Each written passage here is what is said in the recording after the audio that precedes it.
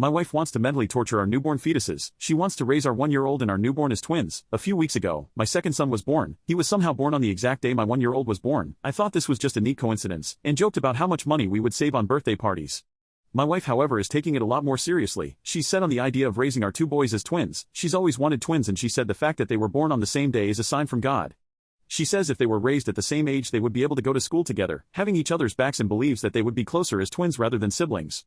I told her I'd rather not psychologically torture my son for the rest of his life, but she's adamant that we will tell him when he grows up, and it's only so he can be closer to his brother now. I also brought up that they clearly do not look the same age, and she says by the time they're 1 and 2, no one will be able to tell the difference. Does she have any sort of point? Update: my wife wants to raise our 1-year-old and our newborn as twins. The kids are safe and are with me. My wife for the time being has gone to her family house. A lot has happened in the past few days that has me questioning my entire relationship with her. Firstly, I want to make some things clear from my previous post. She planned for my 1-year-old to delay joining kindergarten by a year, so there wouldn't be a behind child, but rather one who's at an average level and one who's slightly advanced for his age.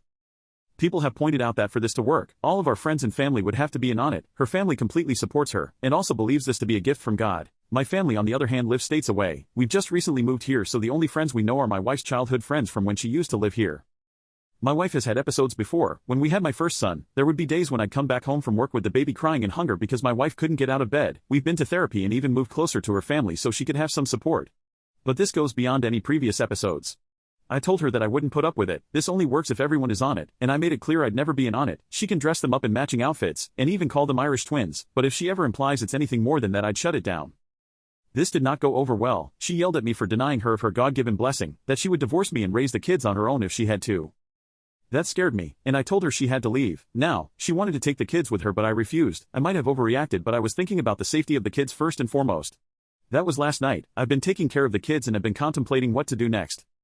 I understand my wife isn't in the proper mental state currently. I've brought up going to the doctors and therapy multiple times, but how do you convince someone that they need help when their entire family and friends support their delusions? I can't keep the kids away from her forever. Her family and friends are blowing up my phone. Where do I go from here? Story 2. My wife refuses to accept our divorce, and I think she's trying to trick me. My wife and I have been married for 4 years, and up until a year and a half ago, things were fantastic. Our marriage began to deteriorate after there was a significant drop in doing the deed between us. Not intimacy, just the actual deed part of the relationship. We would still cuddle and have deep intimate moments talking and just being around each other, but she kept rejecting my attempts at taking things further past kissing. Now we have had no problem communicating, so I made sure to address it early. And we talked and made adjustments. We both made sure to stay in shape. We tried being more adventurous. We went to couples therapy/counseling, and even tested both of our hormone levels. Everything was normal. Each solution would work for a little while, and then we'd be back to having done the deed maybe once a month. I asked her several times if she was no longer attracted to me, to which she denied every time. I asked her if I was falling short in the relationship in any other way, to which she said no. Well, about a month ago, she got back from her therapy session and tells me that she believes that she's asexual, and that's the reason for her libido being non-existent as of late. I was definitely confused because we had done the deed kind of good for a while in the beginning of our relationship, but her telling me that she's now asexual was heartbreaking because everything else is great. Obviously I'm not going to force her to do the deed, so we had a long conversation about our relationship and I came to the conclusion that we should get a divorce. I say because she immediately rejected the idea and said we would figure something out and wouldn't talk to me about it anymore. I didn't know what to say, so I dropped it. Well, 3 weeks go by without doing the deed, and I decided that I have to do this for my own mental well-being, so I filed for divorce and had her served with the papers.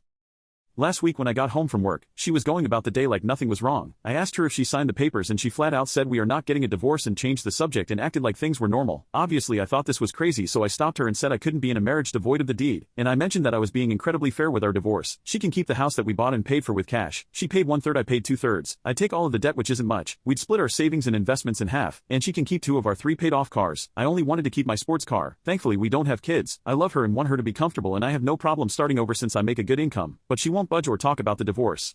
This brings us to 2 days ago. I get home and go to our bedroom and find my wife's friend in our bed naked. I immediately shut the door, said sorry, and went looking for my wife. I found her in the kitchen and asked what her friend was doing here, and she said that she was here for me. I put 2 and 2 together and said that I'm not doing the deed with other women in place of the woman I chose to marry. She was adamant on saying that I could sleep with her whenever I wanted and that her friend agreed to it. I couldn't believe things would get this far, so I went back to our bedroom and asked her friend to leave. I packed a bag and I've been staying in a hotel nearby since that night. My wife, her mother, and her sister keep calling me, but I'm just not interested in hearing what they have to say. This feels like a trick. I just want this whole thing to be over.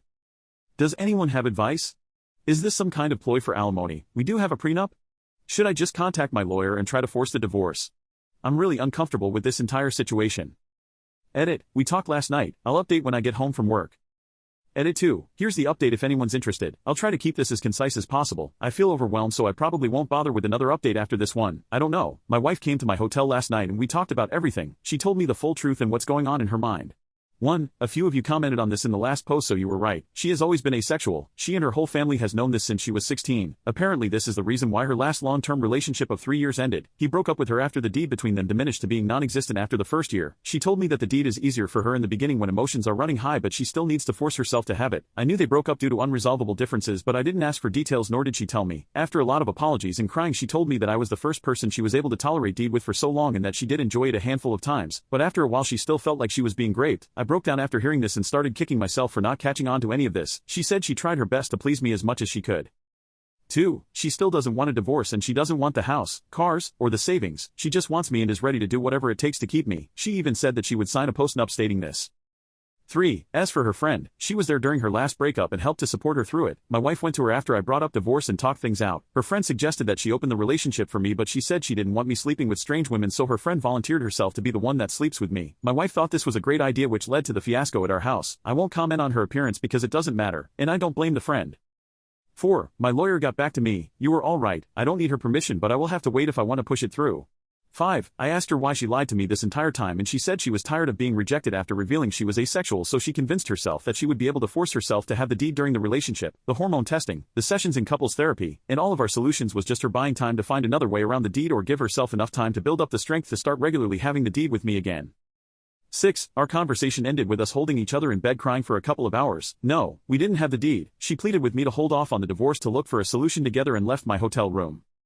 7. I'm now sitting alone typing this post. I guess I found out that we don't share everything with each other. 8. Thank you to everyone who has messaged me directly. I'm still trying to get to all of them.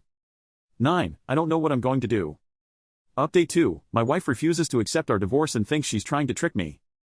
I don't think I can link my previous post so just go to my profile I guess if you care to read the op. I've tried to read every comment/message and take to heart what most of you had to say. Also please stop messaging me. I can't respond to everyone. It's too much. I'll make this as short as possible. After my last update, my wife asked me to meet with her about a week later to discuss things with her. I've been staying at an extended stay since that night with her friend. We met at our house and talked for a few hours. She started off with a ton of apologies for how she acted, her lying about her sexuality, and not taking my sexual needs more seriously. Before I could say anything she presented a signed post-nup agreement she had drafted with a lawyer stating that she doesn't want anything. The house, the cars, savings, everything. I felt like the biggest asshole for thinking that she was tricking me for more money. I asked her if she was serious and she told me to take the post-nup with me and sign it when I'm ready. I still haven't signed it. It's in my backpack. I told her that I still think divorce is our best course of action and that we both deserve to find someone who matches our needs. She still refused and borderline begged me to reconsider. She started crying and so did I. Seeing her like this was devastating. I told her that finding other women to sleep with me wasn't going to work. What if I develop feelings for them? What if I get one of them pregnant? Do we expect her to get an abortion?